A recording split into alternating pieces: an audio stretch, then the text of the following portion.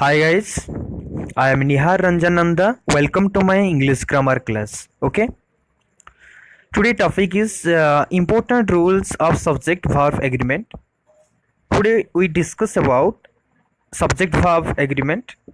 Okay.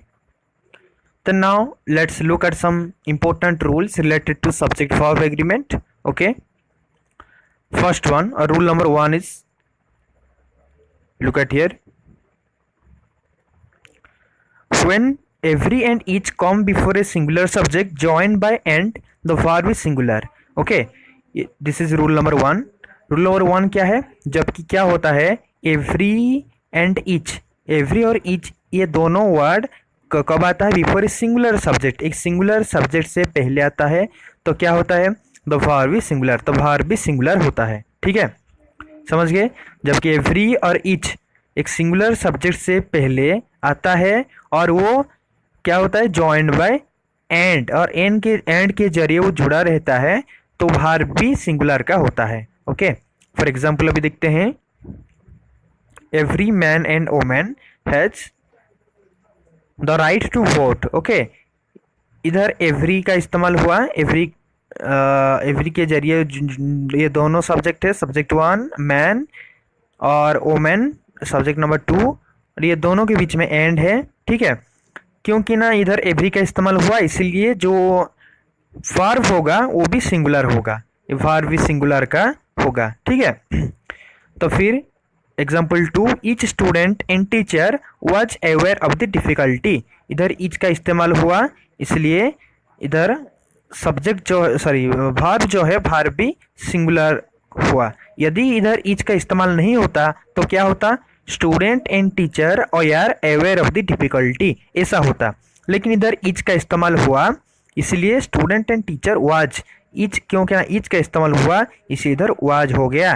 लेकिन each का इस्तेमाल नहीं होता, मैं इधर ईच को ओमिट कर दूंगा तो भी क्या होगा? Student and teacher are aware of the difficulty. लेकिन ईच का इस्तेमाल हुआ, इसलिए student and teacher was aware of the difficulty. Okay, तो इसलिए जब एवरी और ईच का इस्तेमाल होता है और दोनों सब्जेक्ट एंड के जरिए कनेक्ट होते हैं, तब वर्ब जो है वो भी सिंगुलर का होता है. ठीक है, अभी देखते हैं रूल नंबर 2 क्या है. रूल नंबर 2 जो है, देखते हैं अभी rule number 2. In sentences beginning with here और there the true subject follows the verb. Okay, जबकि कोई एक सेंटेंस कैसे शुरुआत होता है? हियर और देयर से शुरू होता है. इसके बाद जो ट्रू सब्जेक्ट है वो सब्जेक्ट हर वक्त वर्ब को ही फॉलो करता है. ठीक है, देखते हैं अभी कुछ एग्जाम्पल के जरिए उसको समझते हैं.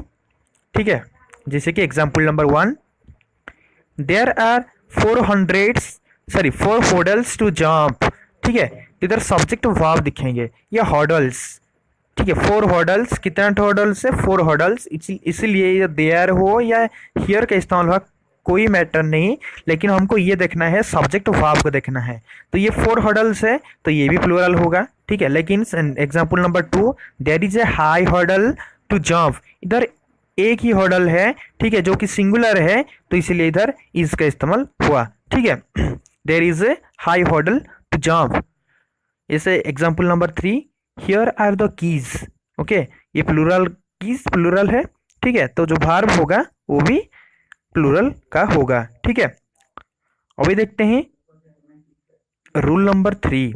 रूल नंबर 3 क्या है?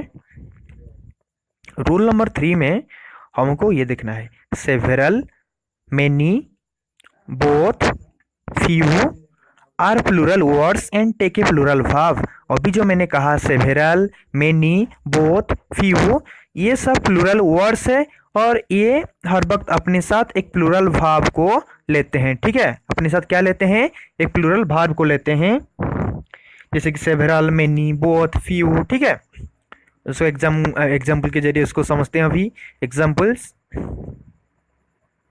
देखते हैं, एग्जाम्पल क्या है? Both are happy with the grades they got. ठीक है, ये बोथ का इस्तेमाल हो गया है, इसलिए इधर प्लूरल वर्ब भी होगा, वर्ब भी प्लूरल का होगा. Both are happy with the grades. Okay, example number 2, many. Many are lost on the way, many are lost on the way, इधर मेनी का इस्तेमाल हुआ इसलिए इधर वर्ब भी प्लूरल का हुआ। ठीक है, इस तरह few have done their homework, तो फ्यू इसलिए इधर वर्ब जो है वो प्लूरल का, ये वर्ब प्लूरल का हुआ। ठीक है, थैंक यू। अभी देखते हैं नेक्स्ट रूल नंबर 4, ये इंपॉर्टेंट है रूल नंबर 4, उसको ध्यान से देखिएगा। When words like the following are used as subject they take singular verb, तो ये जो अभी मैं कुछ वर्ड्स को बताऊंगा जबकि ये सब्जेक्ट के हिसाब से इस्तेमाल होंगे, ये हर वक्त अपने साथ सिंगुलर वर्ब को ही लेंगे, हर वक्त सिंगुलर वर्ब को ही अपने साथ लेंगे। देखते हैं वो क्या क्या वर्ड्स हैं। ठीक है, ध्यान से देखो, जो वर्ड है वो है everybody, everybody, everyone, everything, anybody, anyone, anything, somebody, someone, something, nobody, no one, nothing, each, either, neither. Okay, everybody, everyone, everything, nobody, no one, nothing, somebody, someone, something, nobody, no one, nothing, each, either, neither। ये सारे word जब इस्तेमाल होते हैं, ये word जब इस्तेमाल होते हैं तो वो अपने साथ क्या लेते हैं, एक सिंगुलर वर्ब को लेते हैं। क्या लेते हैं, एक सिंगुलर वर्ब को अपने साथ लेते हैं। ठीक है, तो देखते हैं वो एग्जांपल।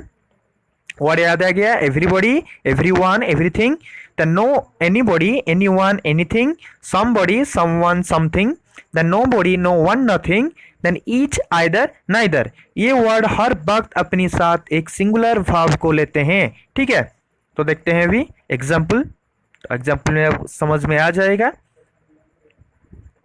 तो एग्जांपल नंबर 1 क्या है, everybody knows the answer. Okay, इधर एवरीबॉडी का इस्तेमाल हुआ, एवरीबॉडी, तो ये जो वर्ब होगा ये वर्ब सिंगुलर वर्ब हुआ। ठीक है, वर्ब किस तरह वर्ब हुआ, सिंगुलर हुआ, क्योंकि ना इधर सिंगुलर वर्ब हुआ क्योंकि रूल के हिसाब से जब everybody, everyone, okay, nobody, no one, nothing, somebody, someone, इस तरह का वर्ड इस्तेमाल होता है तो हर वक्त जो वर्ब होता है उसके साथ साथ ये जब सब्जेक्ट के हिसाब में इस्तेमाल होता है, ये सब्जेक्ट है, इधर नोबॉडी सब्जेक्ट है, ओके, इधर समबॉडी सब्जेक्ट है, तो इस तरह जब ये इस्तेमाल होते हैं तो हर वक्त अपने साथ एक सिंगुलर वर्ब को वो लेते हैं। क्या लेते हैं, एक सिंगुलर वर्ब को लेते हैं। इधर सिंगुलर वर्ब नोज है, इधर सिंगुलर वर्ब स्पीक्स है, इधर सिंगुलर वर्ब वाज है। Okay, nobody speaks German here, this is the example number 2। Nobody का इस्तेमाल हुआ इसलिए वर्ब भी सिंगुलर का हुआ। Somebody was in the room, इधर समबडी का इस्तेमाल हुआ सब्जेक्ट के हिसाब से, इसलिए जो वर्ब है वो भी सिंगुलर का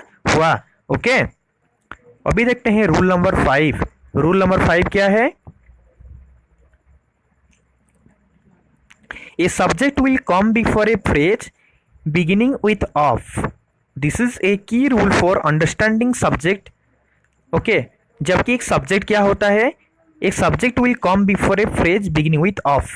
जबकि कोई एक फ्रेज ऑफ से शुरुआत होती है, कोई फ्रेज का ऑफ से शुरुआत होती है तो सब्जेक्ट कब आएगा, will come before a phrase, subject phrase के पहले से आएगा। ओके, दिस इज ए की रूल फॉर अंडरस्टैंडिंग सब्जेक्ट। ये सब्जेक्ट को समझने के लिए एक अच्छा रूल है। ठीक है, the word of is the culprit in many phrases most subject verb mistakes. ज़्यादातर जितने सारे सब्जेक्ट वर्ब मिस्टेक होते हैं ये ऑफ का इधर रोल ज़्यादा है। ठीक है, ऑफ के लिए ही ज़्यादा इस तरह का मिस्टेक दिखाई देता है।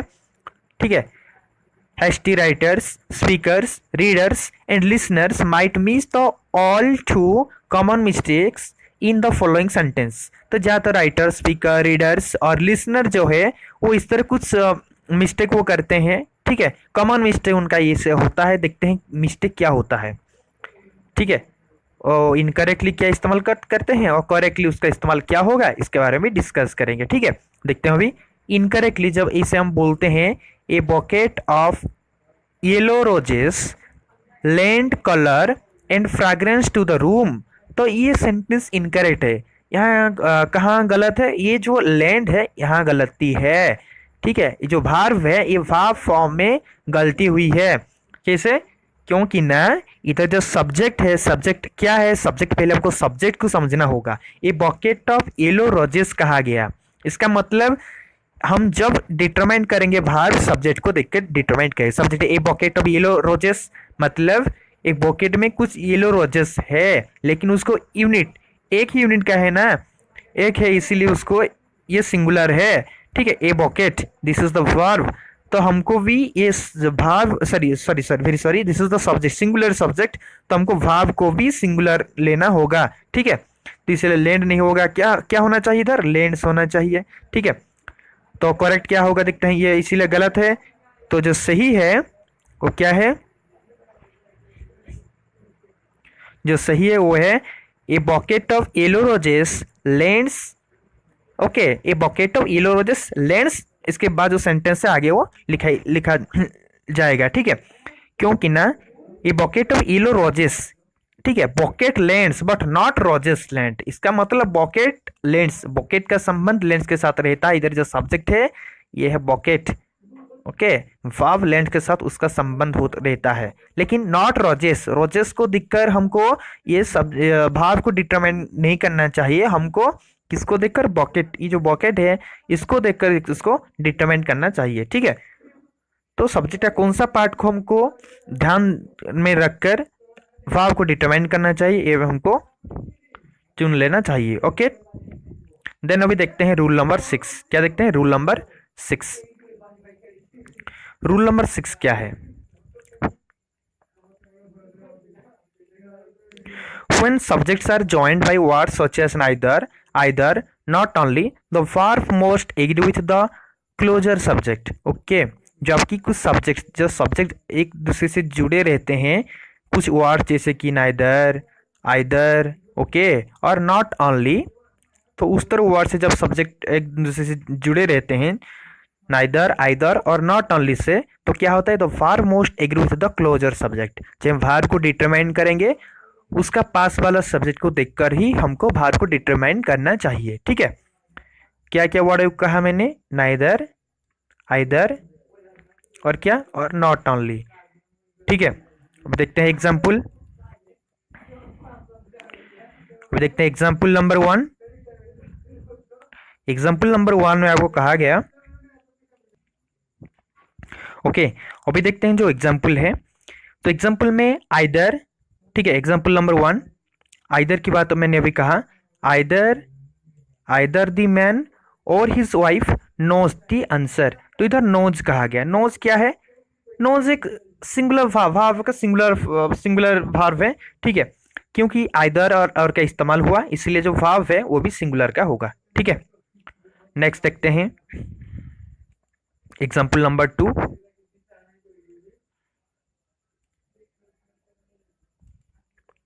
Either the man or his friends know the answer। Either the man, okay, or his friends know the answer। ठीक है, इधर नो कहा गया, नो मतलब ये भाव फॉर्म जो है, ये मतलब हम देखे थे कि जो क्लोजर है, ठीक है, क्लोजर सब्जेक्ट को देखकर ही हमको भाव को डिटरमाइन करना चाहिए। मैन, मैन भी तो सब्जेक्ट है, इधर फ्रेंड्स ये भी सब्जेक्ट है, लेकिन जब हम भाव को डिटरमाइन करेंगे किसको देखकर डिटरमाइन करेंगे, मैन को देखकर भाव को डिटरमाइन करेंगे, ये सब्जेक्ट नंबर 2 फ्रेंड को देखकर हम डिटरमाइन करेंगे। हर वक्त जब आइदर, नाइदर और इस तरह का वर्ड का इस्तेमाल होता है, हमको क्लोजर सब्जेक्ट को देखकर ही भाव का डिटरमाइन करना चाहिए। इधर क्लोजर सब्जेक्ट फ्रेंड्स, ये प्लूरल में है, तो भाव फॉर्म भी प्लूरल का होगा। ठीक है, अभी देखते हैं example, next example.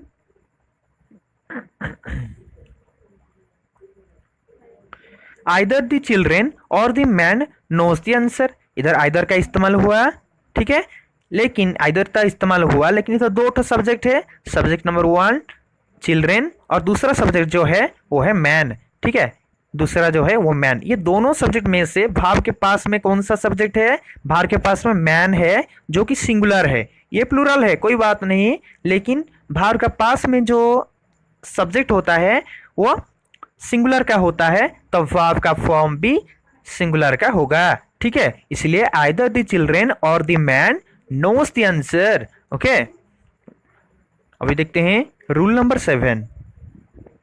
Rule number 7 क्या है, some noun looks plural with S but they take a singular भाव। और मैं कुछ बताऊंगा अभी जो कि नाउन्स के बारे में जो प्लूरल जैसे ही दिखते हैं, लेकिन वो प्लूरल नहीं होते, प्लूरल जैसे लगते हैं, लेकिन वो प्लूरल नहीं होता, sorry, look plural with S but they take a singular भाव, मतलब प्लूरल जैसे लगते हैं लेकिन वो प्लूरल नहीं है, वो सिंगुलर है और हर वक्त अपने साथ वो एक सिंगुलर भाव ही लेते हैं। ठीक है, देखते हो क्या क्या है। Sciences, abstract nouns, diseases, physics, mathematics, statistics, economics, news, politics, ethics, measles, mumps. ये जो अभी कहा ये सब कैसे दिखाई देते हैं, मतलब हमको जैसे लगता है एस है, ये प्लूरल है, लेकिन ये प्लूरल नहीं है, ये क्या है, ये सिंगुलर है, अपने साथ हर वक्त तो एक सिंगुलर वर्ब को ही लेते हैं। ठीक है, अभी देखते हैं रूल नंबर 8। रूल नंबर 8 क्या है?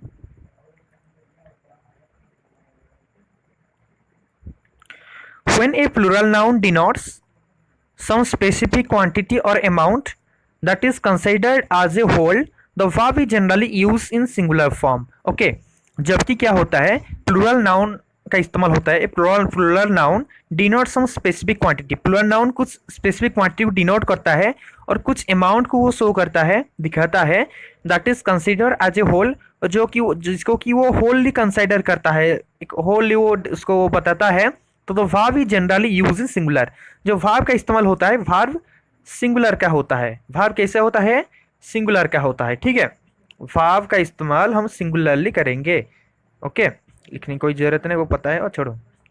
अब देखते हैं एग्जाम्पल, समझ गया ना क्या मतलब? Plural noun denote some specific quantity, noun plural का होगा लेकिन वो कुछ क्वांटिटी को डिनोट करेगा और कुछ अमाउंट को डिनोट करेगा, तब हम उसको क्या करेंगे, और होली उसको एक होल यूनिट जैसा ही उसको वो समझाएगा, तब हम जो भाव लिखेंगे वो सिंगुलर फॉर्म का भाव भी होगा। ठीक है, एग्जाम्पल के जरिए उसको समझते हैं।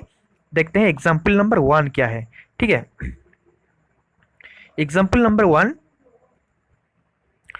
2/3 of the village is in ruins. Okay, 2/3 of the village is, देखो ये 2/3 ऑफ द विलेज, ये तो प्लूरल नाउन है, बहुत सारे गांव हैं, लेकिन सारे गांवों का 2/3 पार्ट को इधर कहा गया, मतलब कुछ अमाउंट, प्लूरल नाउन के कुछ अमाउंट को शो किया, इसलिए हमको रूल के हिसाब से इधर जो वर्ब का इस्तेमाल हमको करना है उसको सिंगुलर में करना है। ठीक है, समझ गए? 2/3 of the village is in ruins. Okay, here are is not use, इधर आर का इस्तेमाल नहीं हुआ, हमको पता है ये प्लूरल में है विलेज, 2/3 ऑफ द विलेज, मतलब ये बहुत सारे गांव है, उसका 2/3 पार्ट को एक्सप्रेस किया गया, जितने सारे गांव है 2/3 विलेज के बारे में बात किया। ये तो प्लूरल है, हम समझ में आता है प्लूरल है, लेकिन क्योंकि ना एक प्लूरल नाउन का कुछ पार्ट को और कुछ अमाउंट को शो किया, इसलिए इधर हमको भाव को हर वक्त सिंगुलर में इस्तेमाल करना चाहिए। ठीक है, उस तरह example number 2, 5 weeks is a good holiday. अरे ये तो 5 weeks है, लेकिन इज का इस्तेमाल क्यों हुआ? क्योंकि इधर आर का इस्तेमाल होना चाहिए था, इसे लगता है ना, लेकिन आर का इस्तेमाल नहीं होगा, इधर इज का इस्तेमाल होगा, क्योंकि हम वीक्स कहते हैं। लेकिन कितने ठो वीक के बारे में बात किया गया? 5 ठो, 5 weeks। ओके, मतलब जो कि प्लूरल नाउन को, नाउन का अमाउंट को शो किया जाएगा, ठीक है, और क्वांटिटी को शो किया जाएगा, तब प्लूरल नाउन का अमाउंट और क्वांटिटी को शो किया जाएगा और उसको होल बताया जाएगा, तब हमको सिंगुलर वर्ब का इस्तेमाल करना चाहिए। वो जो वर्ब का इस्तेमाल होगा वो सिंगुलर होगा, इसलिए इधर इज का इस्तेमाल हुआ, आर का इस्तेमाल नहीं हुआ। हम आर का इस्तेमाल नहीं कर सकते क्योंकि प्लूरल है, इज का इस्तेमाल किया गया। ठीक है, समझ में आ गया? अभी देखते हैं रूल नंबर 9। रूल नंबर 9 क्या है?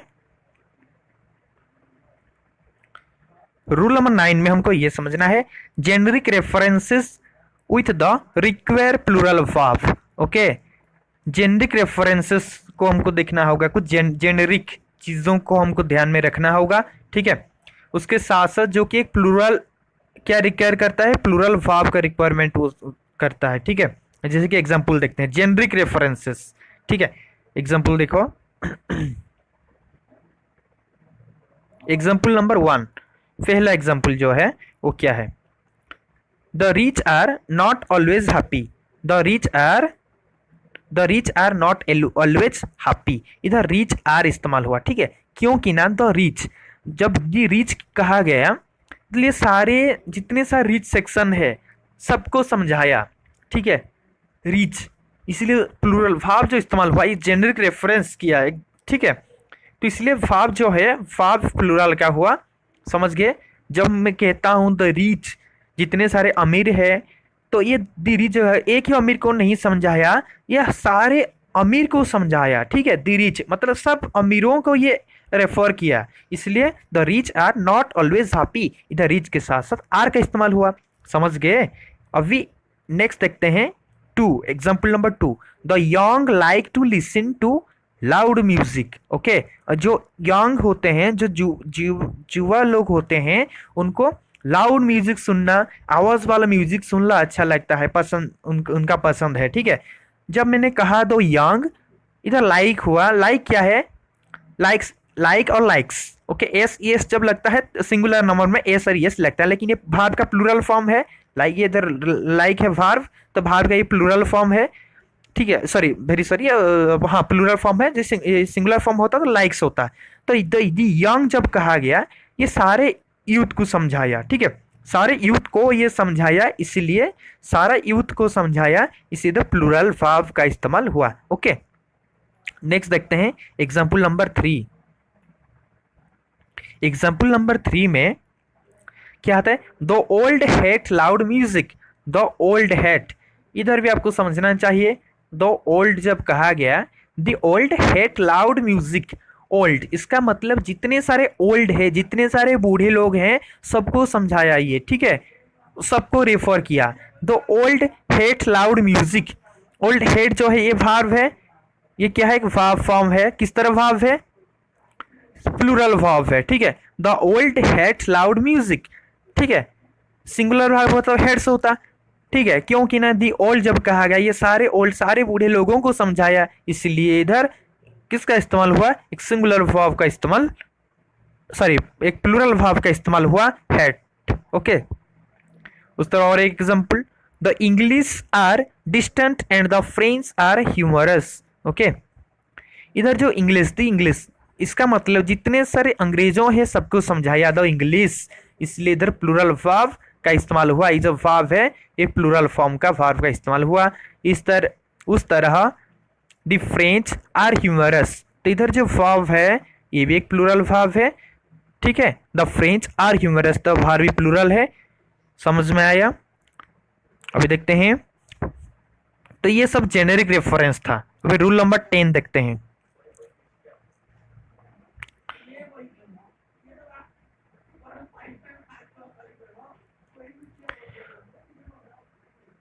रूल नंबर 10 देखते हैं।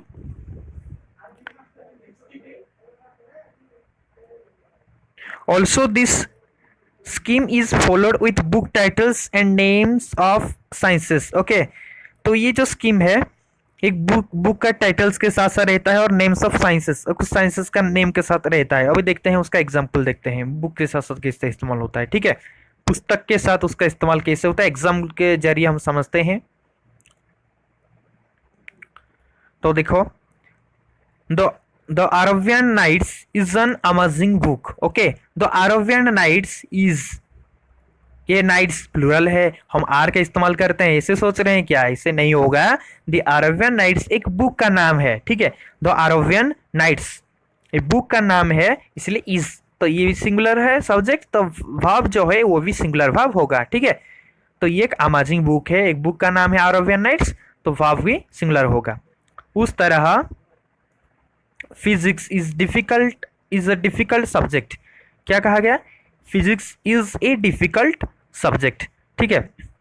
तो ये जो अभी कहा physics is a difficult subject, तो प्लूरल जैसे लगता है लेकिन प्लूरल नहीं है, ये सिंगुलर का है, फिजिक्स इज अ डिफिकल्ट, सो इसलिए जो वर्ब का इस्तेमाल हुआ वो भी सिंगुलर का हुआ, समझ गए, ओके।